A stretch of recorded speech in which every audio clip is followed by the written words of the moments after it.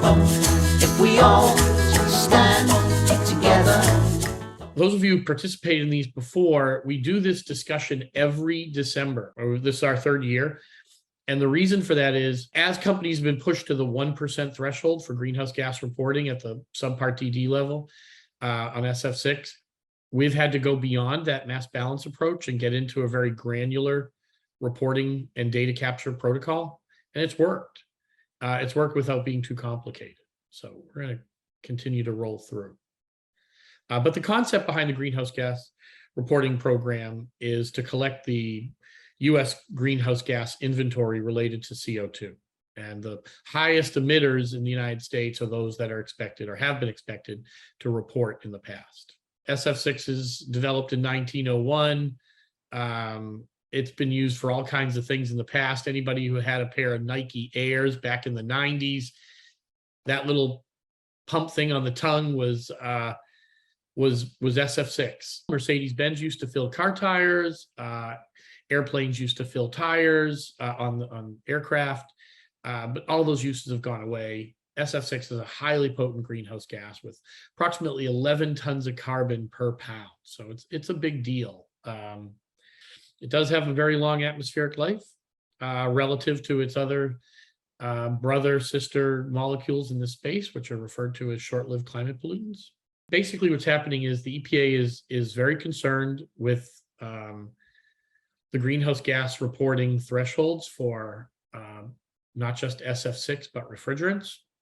They have determined that they were underreporting refrigerant emissions, and that as a result of that, not just were we underreporting them here in the United States, but globally, we have been underreporting greenhouse gas emissions. This is very important.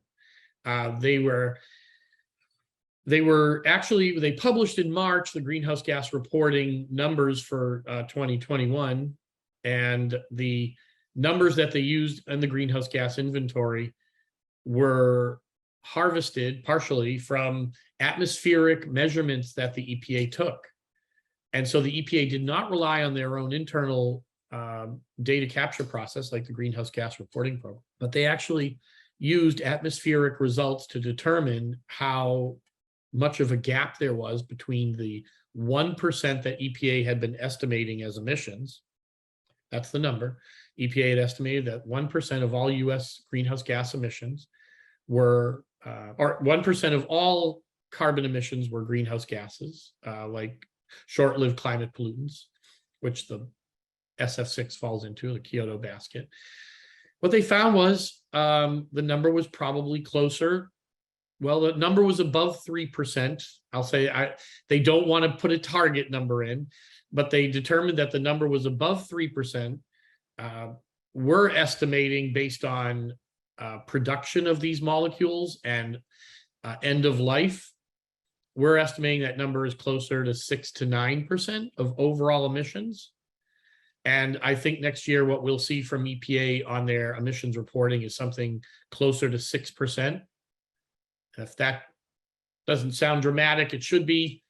We went from 1% to 3% in 1 year and 3% to 6% likely in the next year. That would be a 300% to 600% change in the EPA's reporting for greenhouse gases. So EPA is using a much more granular approach to data capture, and that's where the US greenhouse gas reporting program comes in. So very important, because there'll be a lot of companies affected by this. We've got a list of them here, but it'll be, let's say, the top emitters. The threshold had always been 25,000 tons of carbon, and they lowered that to 17,000 and change for the installed capacity. So like what your capacity for these greenhouse gases was. But also one of the other big changes is the industries that are affected through the NAICS codes. All right, so Subpart I, electronics manufacturing. The EPA is proposing new thresholds. You can read what it says here. Semiconductor companies, this is a big change for you. Also, there's a lot of strange, very highly specific wording around purge flow indicators. The EPA's aware of the fact that at the end of, for those of you who don't know, SF6 is used in making semiconductors, and in the manufacturing process, semiconductor uses fluorinated compounds in a very highly specific way to create these very elaborate structures that are semiconductors. And at the end of that, there is a chamber filled with these fluorinated compounds that were part of the production process. These are materials like R14, known as CF4, R318 and R218 are a little bit older, but still used in some cases. And semiconductor companies have these chambers after they create a wafer. Inside that chamber are all the leftover fluorinated compounds. So those gases then have to be removed from that chamber. In the removal process, they're destroyed. These cabinets that are built for destruction, they're fairly small, and they're effective, but they might not be as effective as is hoped.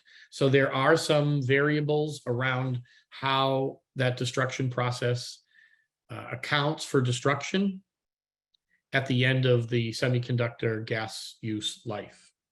But at the end of the day, a whole new set of reporting responsibilities for a whole new set of companies.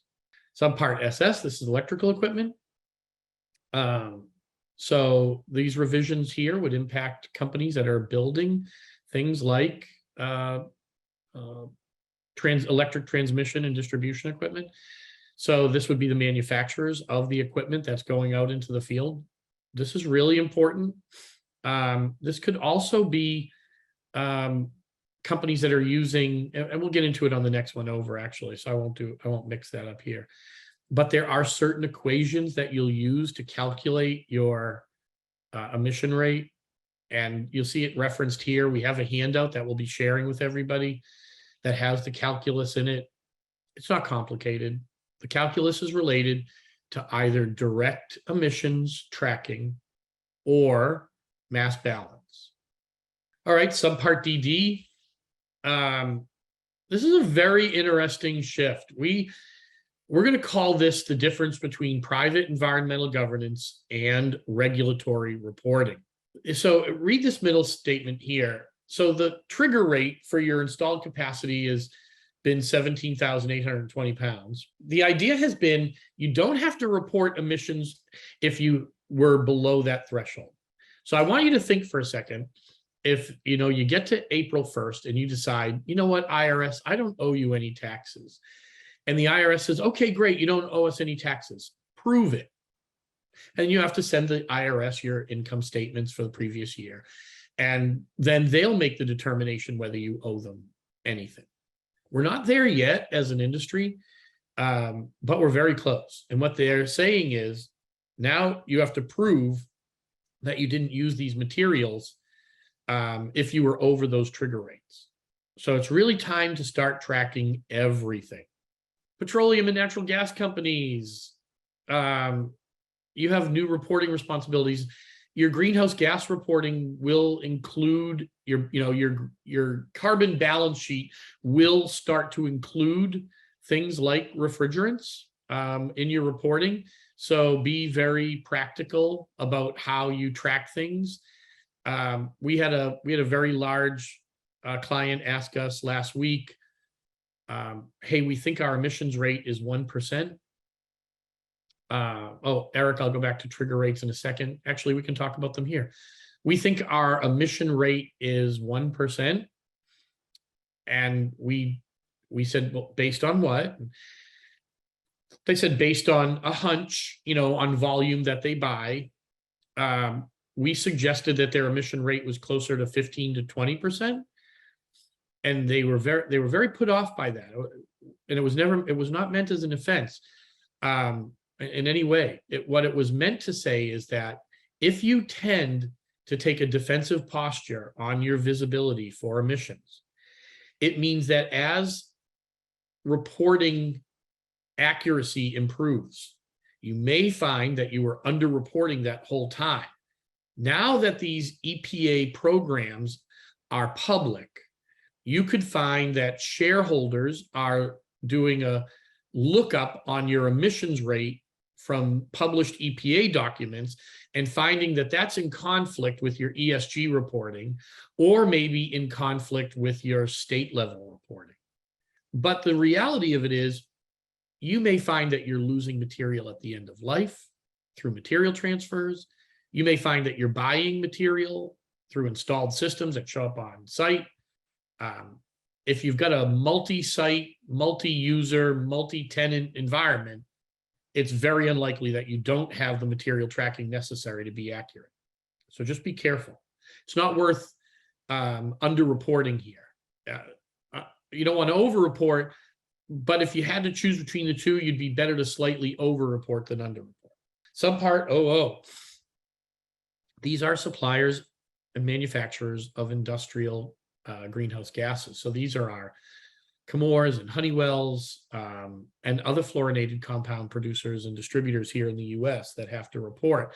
This group of people have had some reporting responsibilities, but one of the things that you'll find is that the triggers for this now are lower. Suppliers of industrial gases will likely be reporting everything. This will bring a much larger audience into the greenhouse gas reporting program. So very important. PFCs are perfluorinated compounds, and those can include things like R134A. So we may call them HFCs, but we may call them PFCs. All right, so subpart NN, suppliers of natural gas and natural gas liquids. Again, if you're on this call and you're involved in any of the industries that we've mentioned, including subpart NN, your calculus is changing, your responsibilities are changing, your obligations are changing, and now operationally, you have to start looking at your consumption numbers. Now, those of you who are part of any AIM Act or traditional EPA 608 work environment, the thresholds for those are 50 pounds and over. That's not the case here. It's an all or nothing reporting responsibility. So if you're part of subpart NN and you've got a large chiller and you're thinking, okay, I'll report my emissions from the large chiller, because they're used a lot in process cooling of natural gas. You'll have to report everything. You'll have to report the large units, the small units. Technically, you have to report everything on site. This is my new favorite one, subpart VV, carbon sequestration. I don't want to pretend to know a lot about this. We've only been reading about it for a few months, but EPA felt like this category was an important category because the category had direct impact on carbon emissions. So how can you not regulate it? And they talk about it. And one of the other things that they talk about related to this carbon sequestration process is highly detailed aspects of the geological sequestration process. And I'm fascinated by it. I don't know all the details. We're sharing it here with you today, so you're aware of it.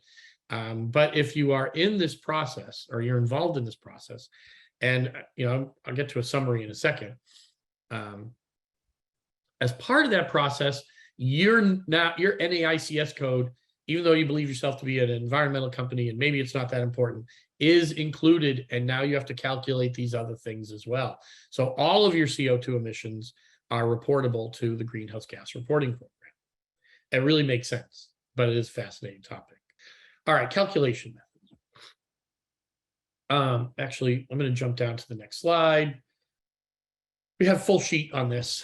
Do not get freaked out by these EF, calculations. There are variables, GWP, global warming potential, and then there's factors, and they're all spelled out. It's A, B, C, D, E. This is very straightforward calculus.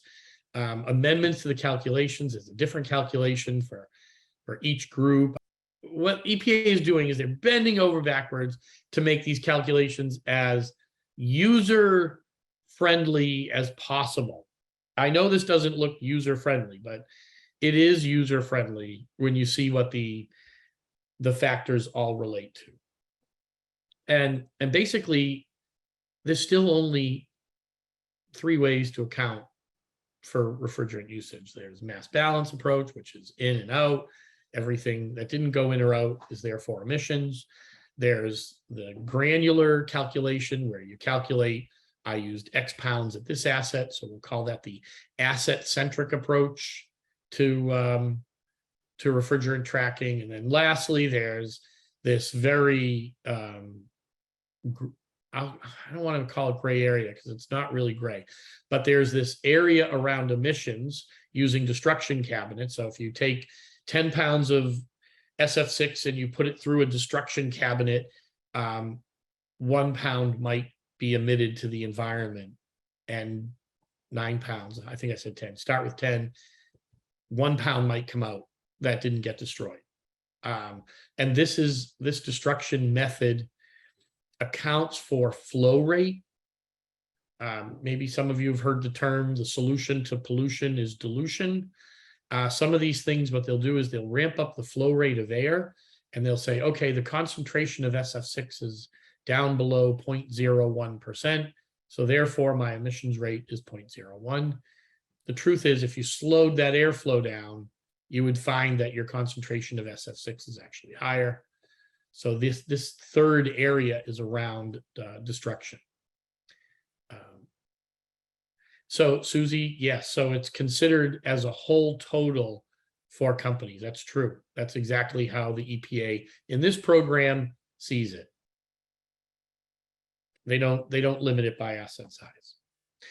And you know, keep in mind, the EPA is pretty savvy to the idea that most companies shrunk their equipment size in the late 90s, early 2000s, and made adjustments to get them under 50 pounds so they wouldn't have to report for leaks.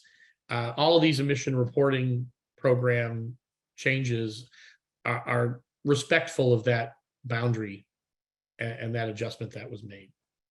Well, this is a very technical statement. You can see input gas until the mass emitted equaled 80% here in the middle. The methods would then assign the remaining emissions to the dominant input gas as a byproduct. This is what I was referring to about that very gray area. It's not really gray. It's based on your emission flow rate and the idea that SF6, CF4, 218, 318, these gases are all in one big chamber. And when you destroy them, maybe you destroyed the R218 and 318 at a better rate than you did the CF4. Well, they're saying here, you know what? We're not going to ask you to be that detailed. Just tell us what the dominant material was in the output, and then we'll use that as your carbon emission factor for that. If you do decide to do this, this is me speaking as a chemical engineer. Be careful, because the gas that you might not have destroyed, or the gas that you may have destroyed, may have been the lower GWP one. And so your weighted average here is very, it's very important factor when you're considering your emissions. Potential new sectors, energy consumption. Those of you who are in the Northeast, the regional greenhouse gas reporting, are familiar with that. If you're a larger energy consumer, you may find yourself reporting up there. Federal government is saying not a bad idea. We're going to look at that. Carbon dioxide. Let's see, carbide production, coke calcining process. I know I'm not saying that wrong. I got a little nasal thing here. Calcium carbide production, ceramics. I'm not sure if anyone here on the call is from any of these industries, but now's a good time if you're using a high amount of, if you have a big carbon balance sheet, now's the time for you to consider putting some type of process in place to start tracking these things. Because when it does come around to you, as you can see, this regulatory structure will go into place next year. You won't get a lot of runway, and you'll all of a sudden have to start collecting data. So start that materiality process. It's not a bad idea, because the U.S. Greenhouse Gas Reporting Program recognizes that they have a lot of vulnerabilities in their reporting data, and they're going to improve it. There've been numerous reports from the White House and from other agencies talking about the 10-year, for instance, yesterday was the meeting about it, the 10-year federal government plan for improving management over greenhouse gases. Confidentiality, this is a really big one. It says AIMS Act, but it means AIM Act. There are 12 materials that are listed in the AIM Act. Those are not confidential.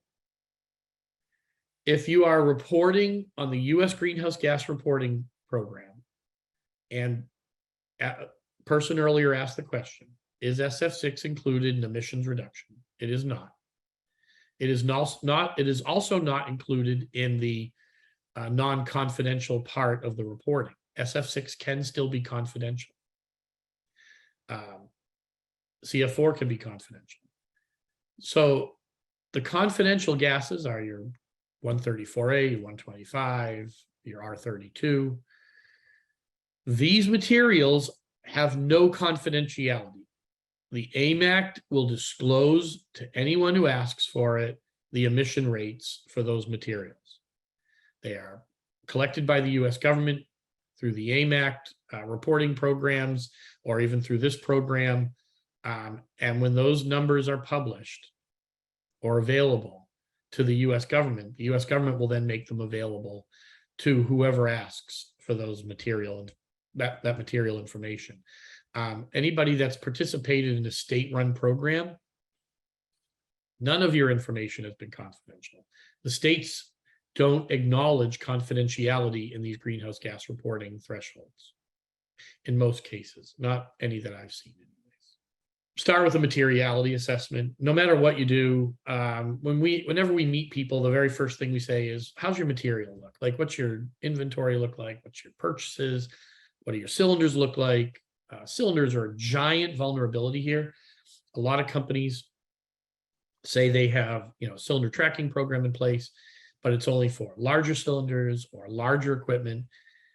This is such a big area that EPA has mentioned managing cylinders 87, I think it's 87 times. I don't want to get that wrong because it's a lot in the AIM Act. So if you read the AIM Act, cylinders are one of the top mentioned items under the AIM Act responsibility. That's a big deal. It means EPA has seen this. They heard from Congress. They said, all right, this is super important to us. So do a materiality assessment, do a process assessment, do some training. None of these things require you to buy anything. You could probably do that materiality assessment internally. What they do force you to do, though, is look inward and make a determination about how well you know your own infrastructure. What I would say is, if you're a large utility and you've been reporting and you know how hard it is to get to 1%, and it was a journey for every utility, then as a smaller utility, you're going to start to find very similar challenges. Gas that's left in gas carts. Someone that didn't weigh a cylinder before and after a transaction. Knowing what the starting weight was and the ending weight after each event. Being asset-centric in your approach, not just reporting, I used 8 pounds today. Where did you use 8 pounds? Which breaker? Profiling the equipment that's at higher risk or causing problems. That's the type of traceability that you want to get to. And you need at least 3 points in order to create a valuable, vettable record that auditors can rely on. It could be the cylinder, it could be the asset, and it could be the transaction. That's what we suggest. So you log the transaction, you track the cylinders before and after weight, and then you look at the material leak rate of the asset. Those 3 things will give you a very valid target for your emission. The world is changing. Yes, it is changing. For those of you who have been part of the larger reporting obligations, it's not changing that much. For those of you who are new to this or you haven't reported, there are waves of companies in front of you that have been doing this for a while. We work with a lot of them.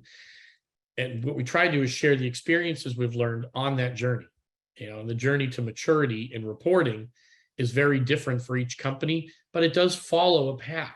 And that path, for us, for instance, developing a Subpart DD push button report. We couldn't have done that on our own. We had to do that with the help of state agencies in California, certain utilities that were willing to experiment with the reporting structure. And anyways, if you do work with us, you know that you can always call on us for that kind of thing. Because at the core of what we do is to try to make things simpler. By the way, our Subpart DD report is kind of sweet. You push one button and you get a result, and it's really cool. You can audit it in a second. And anyone who's done a Subpart DD report, I did one with an East Coast utility a few years back when we were going through the evaluation, and the Subpart DD report took 400 hours to generate for this particular utility. And they had about 20 yards maintenance facility touch points. But once we were able to get the report down, it was 2 minutes. It was a good feeling. All right, everybody, we're going to go ahead and end it. Look forward to hearing from you or seeing you soon. I think this is our last one for the year. So Merry Christmas, Happy New Year. And look forward to seeing everybody in the new year. Stand together.